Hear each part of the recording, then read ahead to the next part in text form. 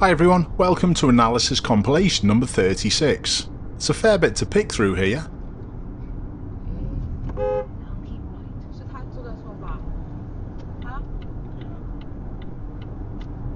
Take a photo. 哎呦，Ben，慢一点，慢一点了，Ben。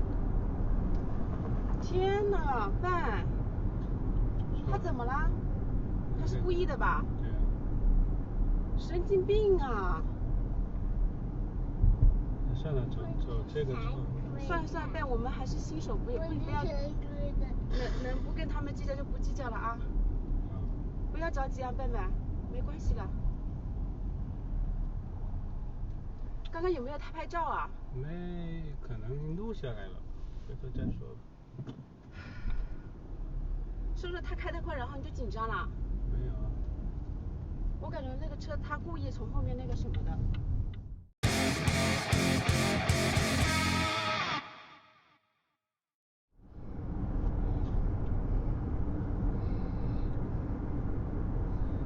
The black Ford definitely should not be looking to emerge from this situation at this point.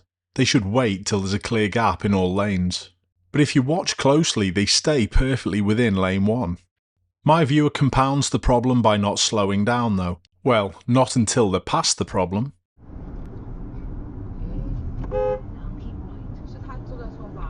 And that should have been problem over with. But the second part to this, where my viewer moves to lane 3 and the black Ford is coming past, how did you see it originally? Well, when I first played it the sound was quite low, but I'm going to turn the volume up a little and you can clearly hear my viewer indicating.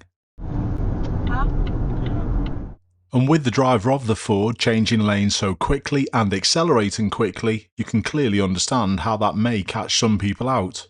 It shouldn't, but it did.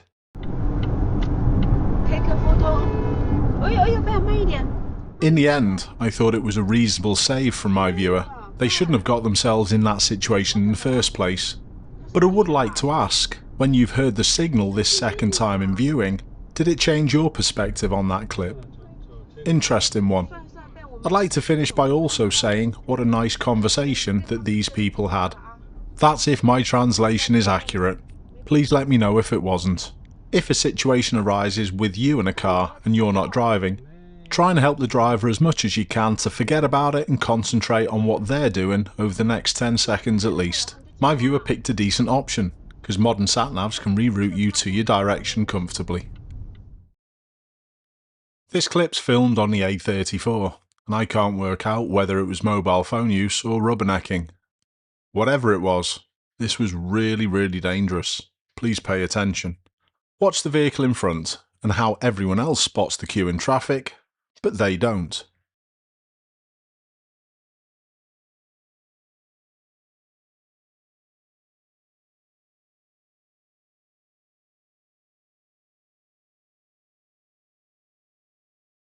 Wow, they literally only got to the brake about a car length before impact, and they were travelling approximately 55 miles an hour. Look how far ahead that impact affected other vehicles in front. I really hope no one was seriously injured. As the driver opens the door, look at all the smoke come out from the airbags. The driver seems to get out and is walking perfectly fine. I wonder whether this car was written off. The car vertical report shows straight away that it's been damaged and there's a problem with its financial and legal status. Another interesting thing, there's no rating on the car vertical score. The report, as always, is very accurate. We can see that the car's been damaged before in 2023. But this collision we can see on a clip in front isn't this one. The date on the recording matches up perfectly with the second incident of damage. And as you can see, it was marked as a Category B. Parts may be salvaged, but the car shouldn't be returned to the road. And in the February of 2025, it was marked as scrap. And I'm not surprised.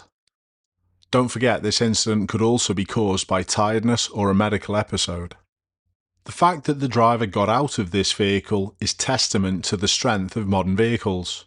But quite often collisions like this, people will repair the cars and put them back on the road. But Car Vertical have always got your back. They're always introducing new features, and now you can see the estimated running cost for your particular car that you search. But don't just check one car. Use the code Ashley and you can save yourself 20% on a single vehicle, but you save yourself 50% on checking multiple cars. Links are always in the description, so you don't leave any car unchecked. Thanks, Car Vertical. A classic roundabout bump, but there is an extra little point that I'd like to highlight with this clip.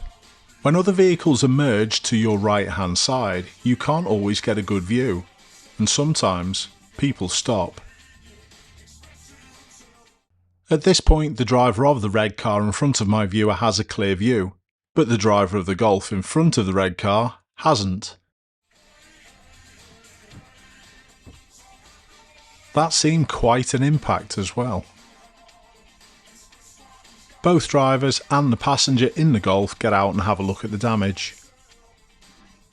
And quite surprisingly, after the cars are moved away so it can be inspected, I don't think anything was wrong.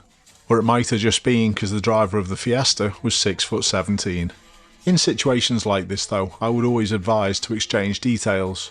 There may very well be some underlying damage that you've not been able to see. In any case, in this situation, both of these drivers seem to get on with the day. Nice to see no angriness or animosity.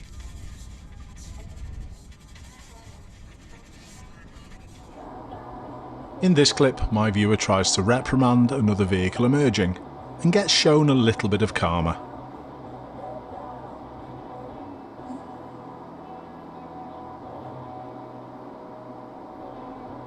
They're eventually able to emerge onto the roundabout after 7 cars drove straight over it. Pretty obviously the driver of this white Volkswagen is taking the space in front of my viewer.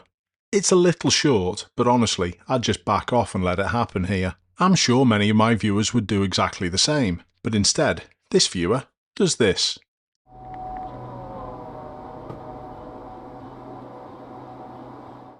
Definitely the wrong move by the Range Rover driver, but I do think it's a little funny.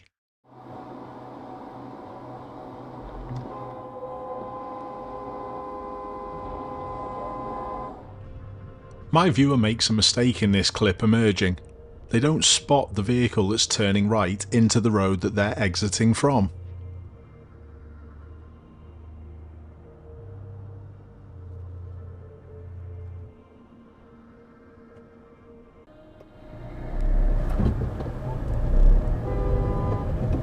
However, the driver of the Golf turning in doesn't seem to signal right.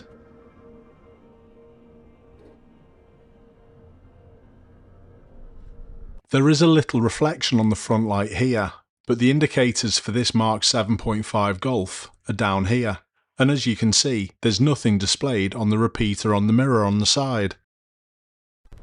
This horn use is also from the driver of the Golf. They then do this.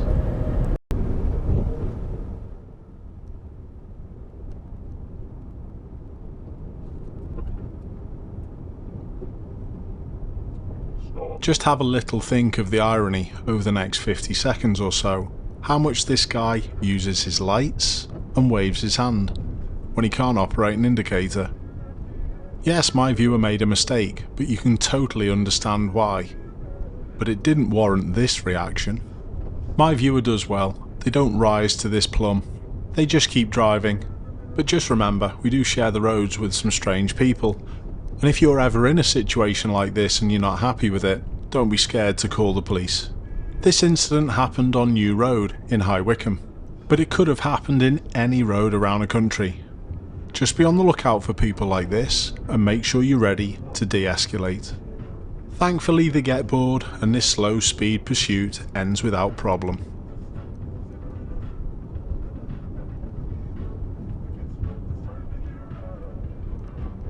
For this clip I'm going to let you watch it through first of all, and then we'll go through a few of the points later.